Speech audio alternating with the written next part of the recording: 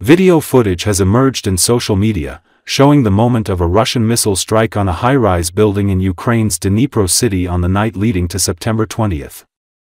The missile had a cluster munitions warhead and killed one person and injured 30 others. Another video circulated online shows the aftermath of the devastating attack on Dnipro. Among the destroyed facilities is a food storage. Firefighters and rescue workers have been brought to the area. Russia launched massive airstrikes on Ukraine on Saturday, with the involvement of more than 600 drones and missiles.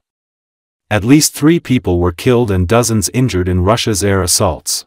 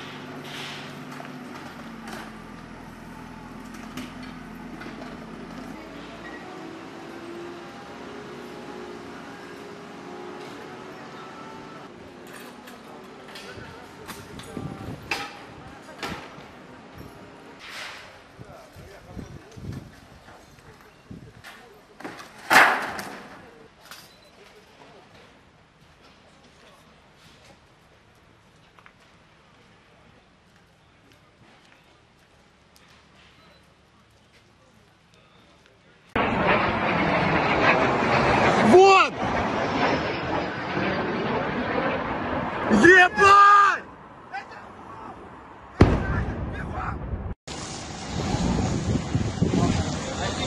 А еще есть чувство противогаза есть?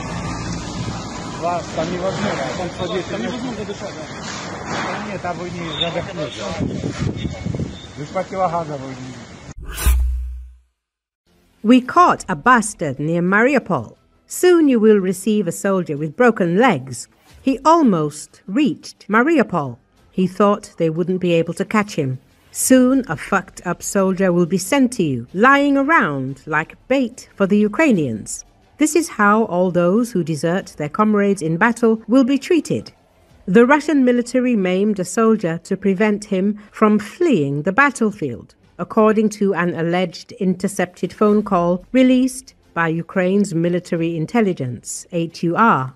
The interception comes amid mounting evidence that Russian forces are struggling with desertion. In the recording, a Russian soldier is heard describing in detail the punishment of a serviceman who was captured near occupied Mariupol in eastern Ukraine after attempting to flee. We caught a bastard near Mariupol. Soon you will receive a soldier with broken legs, the interlocutor said, adding the man would arrive with broken arms and legs. Soon a fucked up soldier will be sent to you, lying around like bait for the Ukrainians.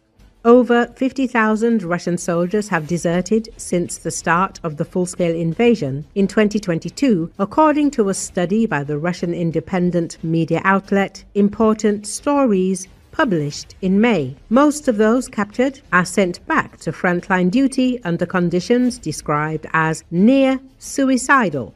At the request of Important Stories, Alexei Alshansky, an analyst for the Farewell to Arms project, checked the leaked databases for deserters known to their team.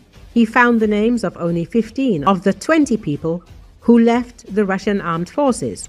At least 2 of the Farewell to Arms members who were in the leaks were not publicly known. One of them intercepted messages without taking part in combat. He deserted in October 2023 and left Russia. Another former serviceman fled his unit in September 2022. Both deserters are on the federal wanted list of the Ministry of Internal Affairs. Important stories found out. As Alshansky notes, 5 deserters who were not included in the databases are also wanted in Russia. Their absence in the leaks cannot be explained by a general pattern. They left units of different military districts, and the lists include not only those who fled directly from the front. For example, the databases did not find a deserter who left his permanent deployment point, but there were people who left both their positions at the front and at military hospitals. This suggests that not all real deserters were included in the leaks. The Russian independent publication Verstka, citing classified data from the Military Prosecutor's Office, reported that over 1,000 soldiers wanted for desertion were detained in a single month. Only about 10% were actually imprisoned, while the remainder were reportedly returned to their commanders and dispatched to deadly meat grinder assaults.